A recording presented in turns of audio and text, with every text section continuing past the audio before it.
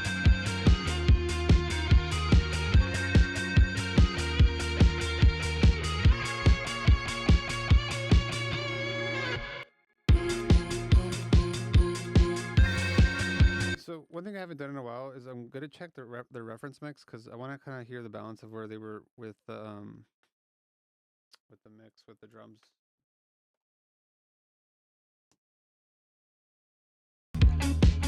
Doy todo para ti, yeah.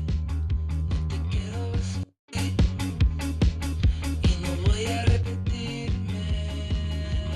Okay, yo no me siento bien. Ella me dice, yo no sé nada. Sácame de este bar. So yeah, their bass and their drums are kind of loud in that one. So I think we're not too far off where their original balance was of in perspective. We are bringing more top end and mid range to the mix, which is giving a lot of clarity. So we have to just kind of find where that's gonna flow. But this guitar had the same effect as the hook guitar, um, where I want to control the mid and top range. Y no voy a repetirme. Y no voy a repetirme. Y no voy a repetirme. Y no voy a repetirme. Y no voy a repetirme. Y no voy a repetirme. Y no voy a repetirme. Y no voy a repetirme. All right, so this is actually a vocal. It's reverb vocalizer. Y no voy a repetirme. Y no voy a repetirme. Y no voy a repetirme. It's too much of a vocal for it to be considered a riser, so we're just gonna go back into the group here. We're gonna send it into the vocal hook. I don't know if it was supposed to be reversed. We'll find that out.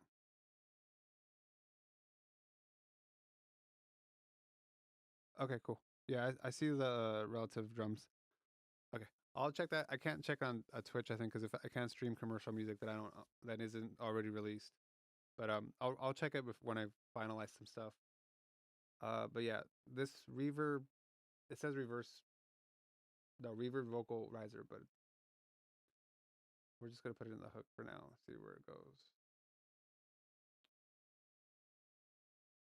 Okay, and then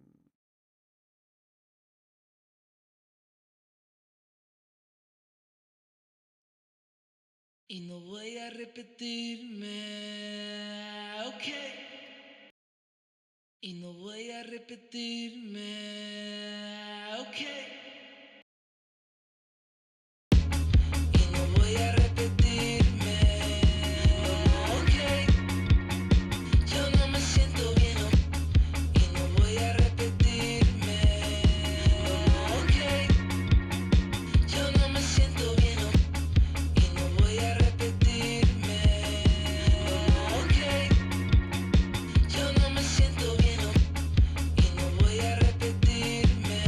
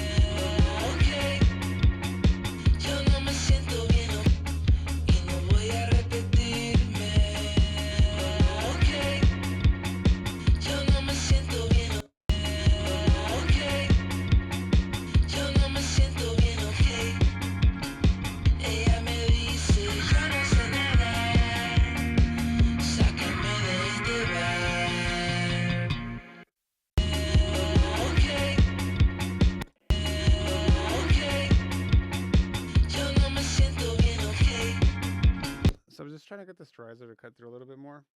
Okay, okay, yo no me siento bien, okay. Ella me dice, ya no sé nada, sácame de este bar.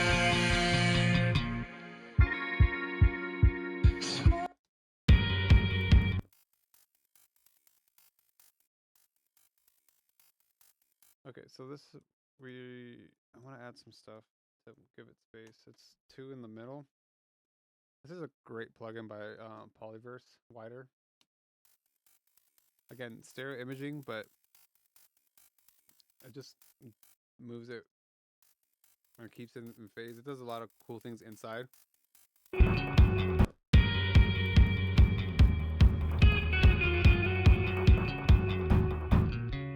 Todo para ti.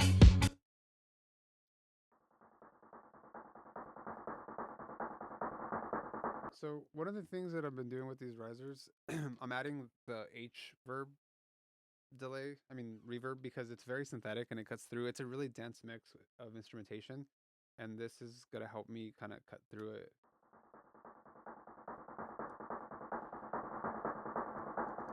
Because like you kind of want to hear some of the effects, and but you also want to, with effects in general, like you want to hear them, feel them, but you don't want them to be too brash. Reverb, like you'll feel it more, but still hear it, but feel it more, as opposed to hearing some of the harshness of these things.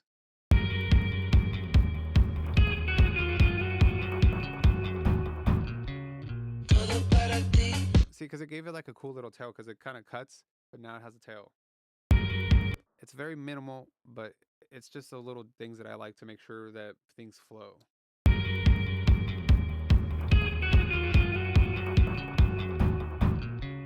Todo para ti, todo para ti, yeah. No te quiero ver sufrir y no voy a repetirme. Okay, yo no me siento bien, okay. Ella me dice, ya no sé nada. This guitar came out. It's popping too. Okay, this one I think we're gonna have to sculpt some of the stuff out. We're gonna bring out Pro Q3. 4.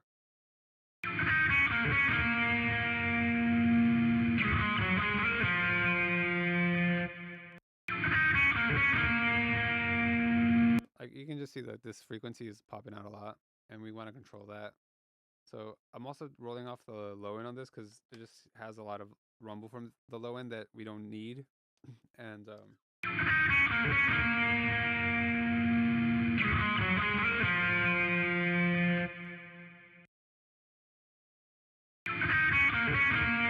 again, a lot of this frequency space is where the bass and drums are already living, and it's just popping out. And it's also jumping out there.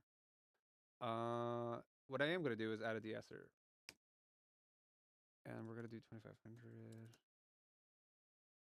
See if that's the range.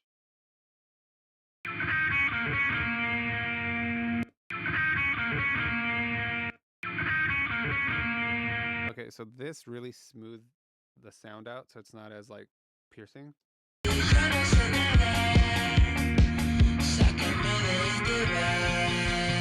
Okay, but now we got to bring back some of the definition of the notes.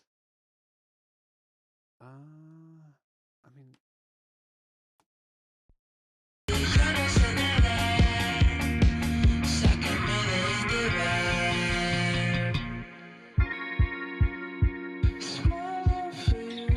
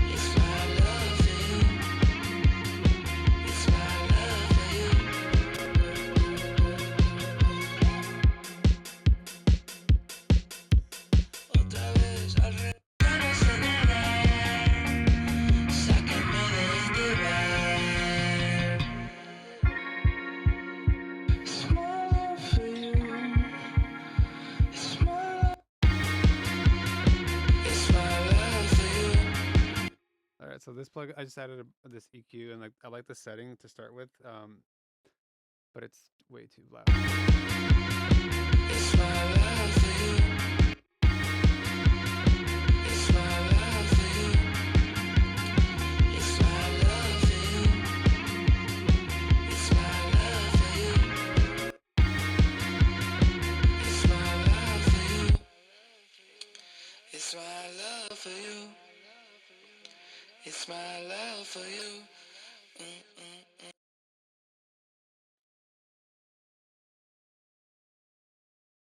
It's my love for you. It's my love for you. It's my love for you. It's my love for you. It's my love for you.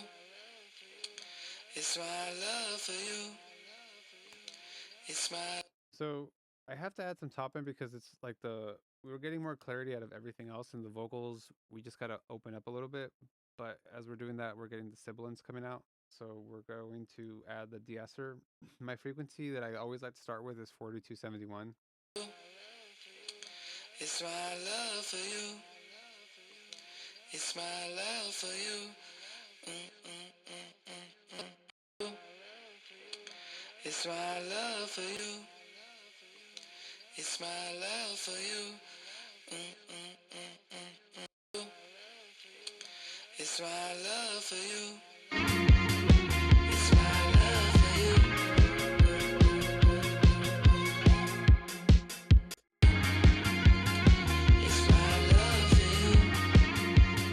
It's my love for you.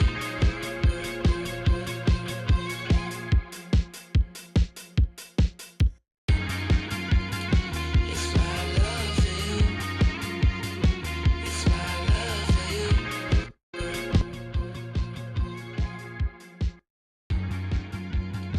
It's my love.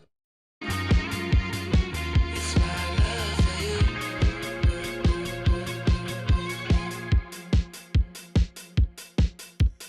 Otra vez al revés, no me siento bien. Ella quiere que la llame again. Well, ya no tengo tiempo, mi juventud se va. Ya no veo el ni los pinches superstars, but it's okay.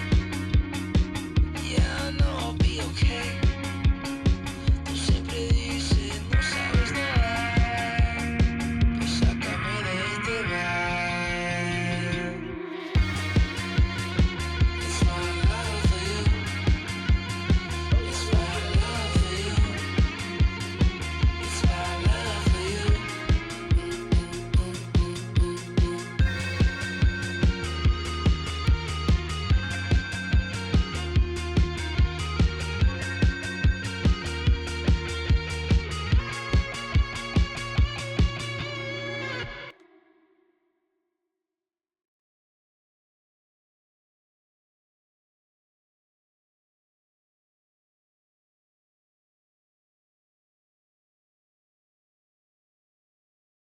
Okay, so there is one issue that I'm going to create a new track for the verses.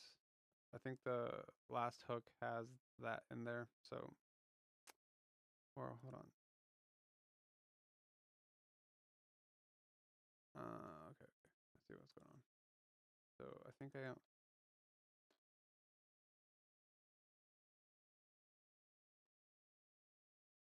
This second verse was in the other track. But then, okay. Otra vez al revés, no me siento bien. Ella quiere que la llame again. Todo para ti, todo para ti. Okay, so I think I'm missing the main layer for the second verse. So we'll have to get that. But I think we can finish. We're almost done. Okay. I am gonna treat them differently though. So I'm gonna copy the track. I'm not copying automation or active tracks. And then I'm gonna take the verse and dump it here. Todo para ti. And I'm gonna do the same thing with the layers because I don't want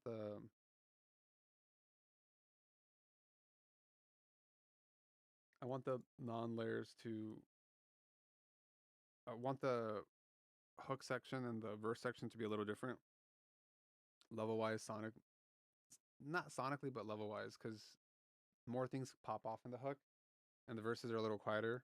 So as far as instrumentation, so like I need the vocal to like be somewhere else. Todo para ti, todo para ti, yeah. No te quiero ver sufrir y no voy a repetirme. Okay, yo no me siento bien, okay.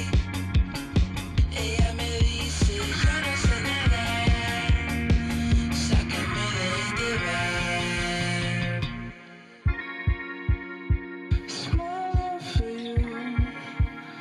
It's my love for you. It's my love for you. It's my love for you. It's my love for you.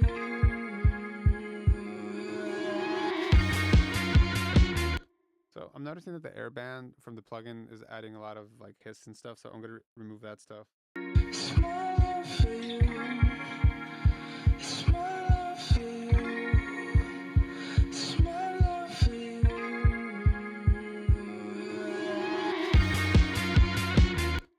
Todo para ti, todo para ti, yeah. No te quiero ver sufrir That feels better. y no voy a repetirme. Okay, yo no me siento bien, okay. Ella me dice, yo no sé nada, sácame de este bar. It's my love for you. It's my love for you. It's my love for you.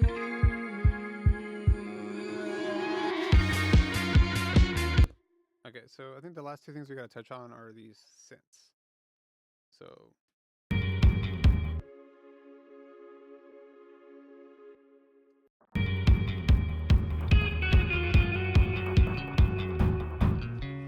Todo para ti, todo para ti, yeah.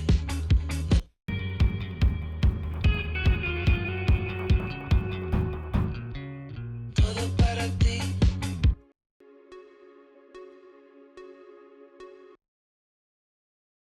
and let me see. Okay, I was just trying to figure out like where they're gonna hit and if there's vocals there. So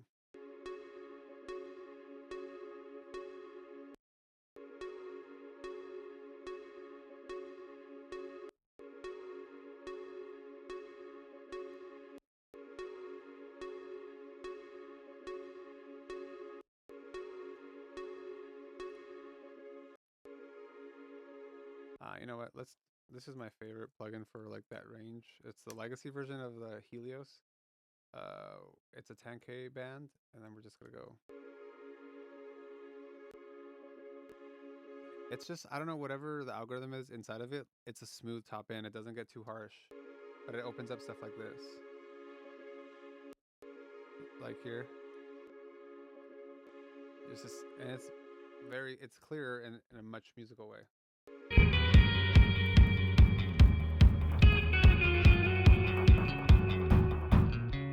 Todo para ti.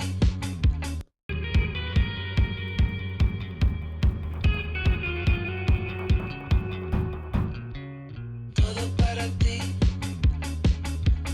Todo para ti, yeah. No te quiero ver sufrir y no voy a repetirme. Okay, yo no me siento bien, okay. Ella me dice, yo no sé nada, sácame de este bar. Todo para ti, todo para ti, yeah. No te quiero ver sufrir y no voy a repetirme. Okay, yo no me siento bien, okay. Ella me dice, yo no sé nada. Really cool. It's sitting like right here, and it's just kind of doing this thing, which I like now because before it was a little too below, and they already kind of gave it like it's got like a natural like stereo thing, so I don't want to add too much more to that. Todo para ti.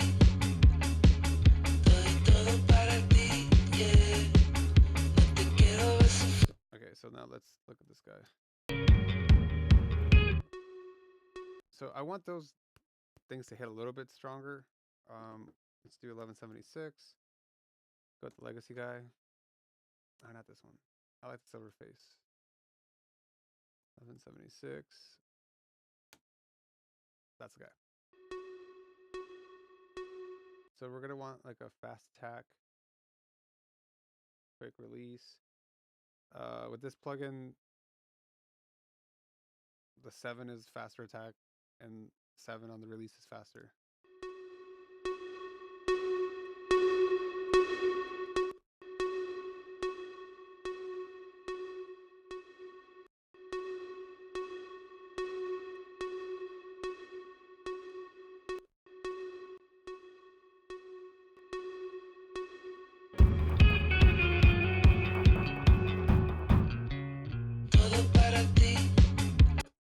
Okay, so let's make sure.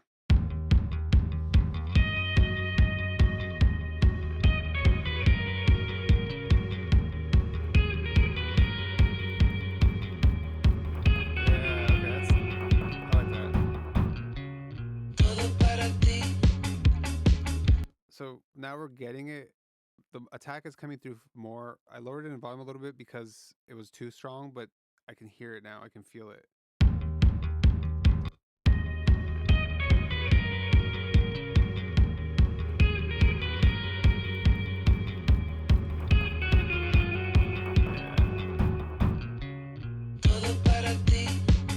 Everything, now that whole section works really well.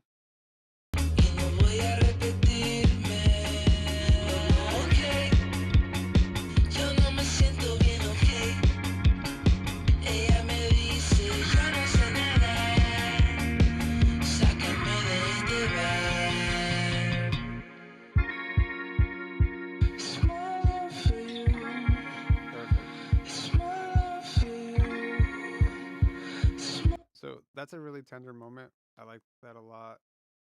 But we're going to duplicate these guitars and I'm going to bring this clip down here in its own track. Let's fade, cross fades are really important.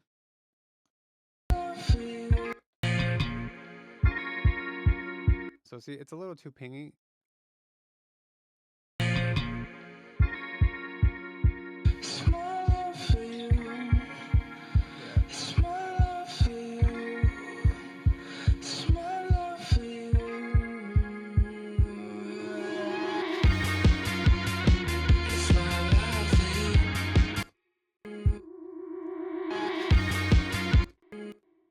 It's a little too loud, but yeah, that's this moment right here is really cool when we get the pre-chorus. It's the down pre-chorus, and I want to make sure that the vocal sits.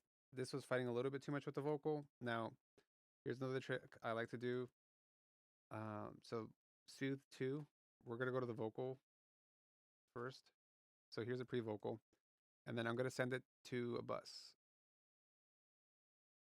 4, and then we're gonna send it at 0 gain, unity gain, or yeah.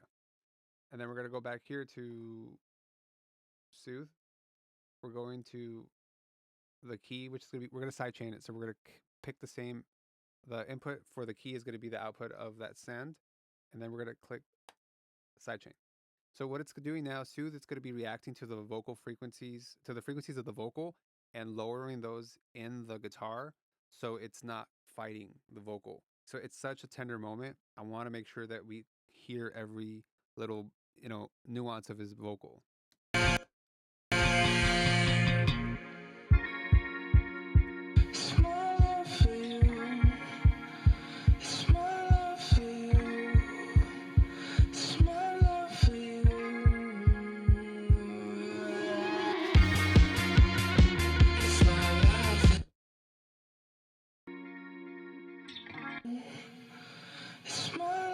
So there's a little low mid-range that I think we gotta scoop out. That's kind of bothering. It's my love for you. It's my love for you. It's my love for you. It's my love for you. It's my love. So the cool thing about the Pro Q4 and Pro Q3 you have this sweeping band frequency, so you can hear it. It's my love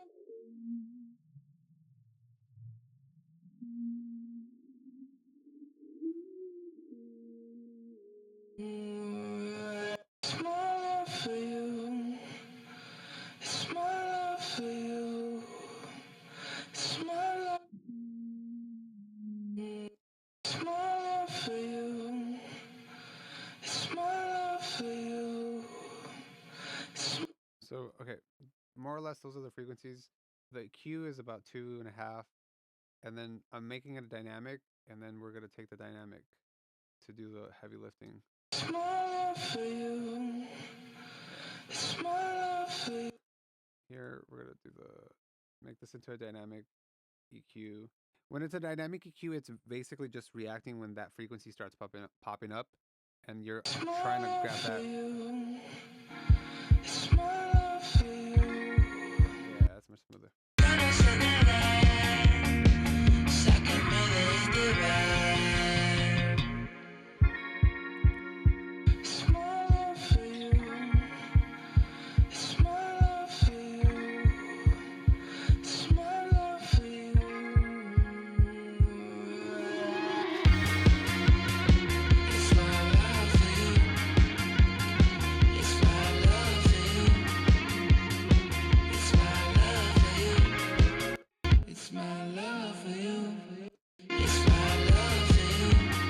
So I'm not hearing those ones, so we're gonna give them a little louder. Let's see if we can push these a little bit more. So this tilt plugin is really cool. It's very self-explanatory. It's working off of EQs, and it's just these are like the low, high EQs. You pick the bands here, and then you push how you want it to push.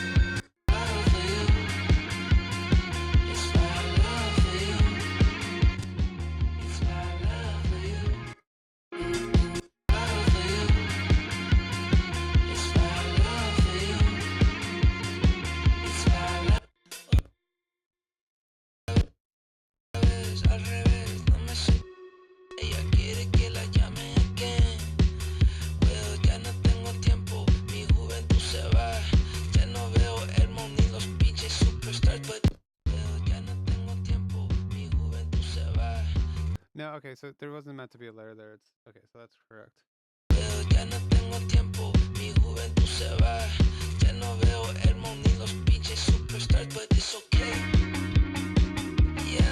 Okay, that came in pretty strong. So we're gonna duplicate that track.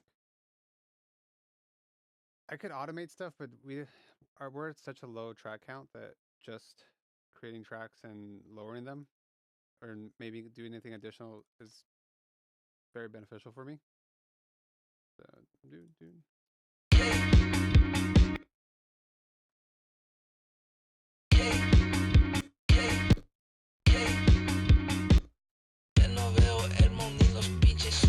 but it's okay. Yeah, I know I'll be okay.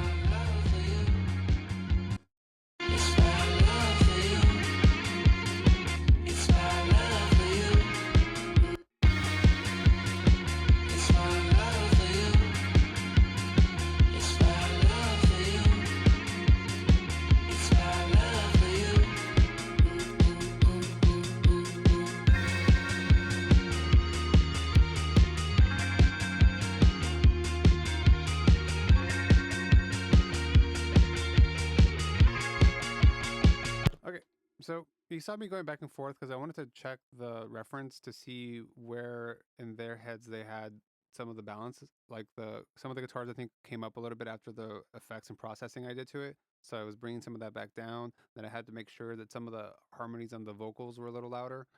And it's in a great place. I think and then the second verse, obviously I didn't need it.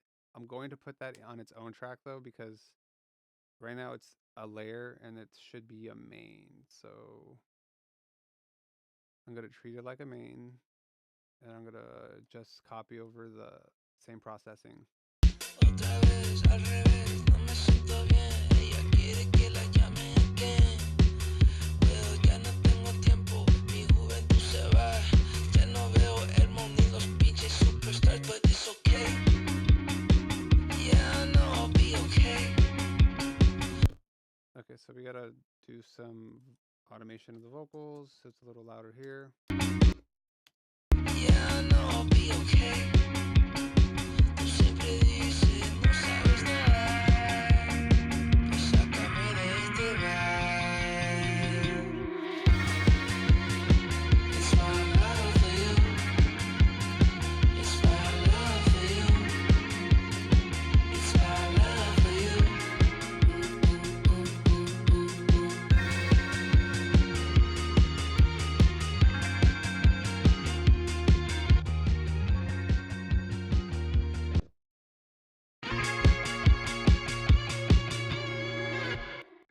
So we'll do just a quick show of where the last hook is to kind of give you an idea of what I've done to the track from where they left off to where I have it right now. I'm pretty close to being finished. I'm gonna just kind of leave it here for the rest of the day and come back tomorrow and just do some minor tweaks. But I wanted to just kind of get it to this point. So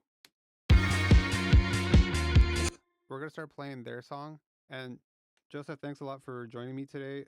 Your information here in the chat was very useful. Please check out the band Field Trip. They're really awesome. There's a lot of really good songs already released by them. I love the dynamic of their Spanish, English stuff, and they just have a really great melody. Like their melodies are really cool.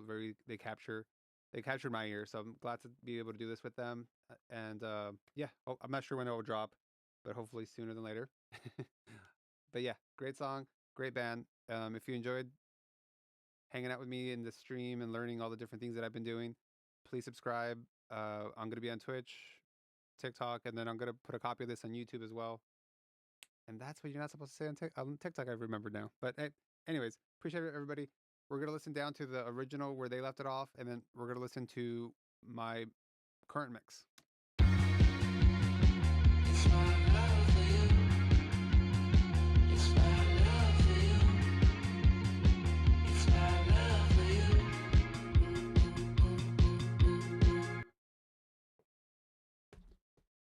Okay, and now this is the mix where we're leaving it off today. It's my love for you.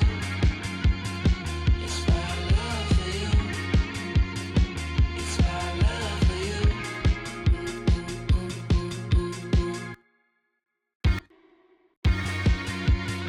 It's my love for you.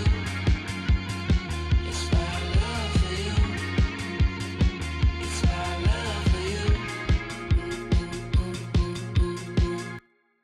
Love for you. Love for you. Love for you. Love for you. Love for you. Okay, final tweaks. Love for you. It's my love for you. It's my love for you. It's my love for you.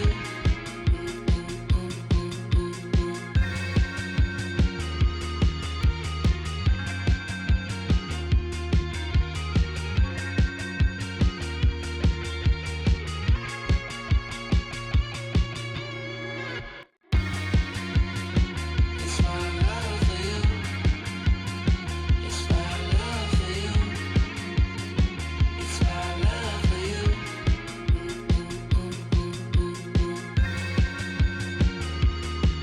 Okay, minor tweaks. Some of the chords when I lowered the volume were peaking, so I just took them down to dB and a half, and I just put it more in the pocket. And yeah, so thanks again for everyone for joining me, Joseph. I'll have this done soon. But thanks again, everybody. Gonna end the stream now, and we'll catch you next Monday. I'm gonna be working on a metal track or a active rock, hard rock track.